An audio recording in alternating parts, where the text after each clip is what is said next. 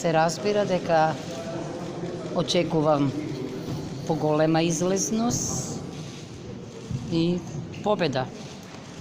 Мислам дека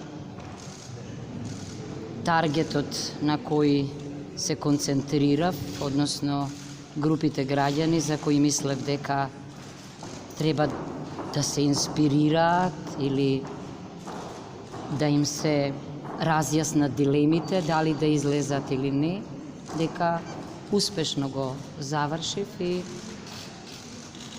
денов почна како со зима. Тоа е политичката зима во Македонија.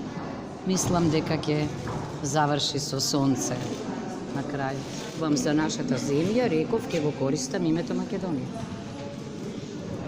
Јас лично ќе го користам името Македонија. Тоа е мое право. Па извинете, јас не значи дека ако во уставот е нешто напишано така, дека јас морам тоа да го употребувам.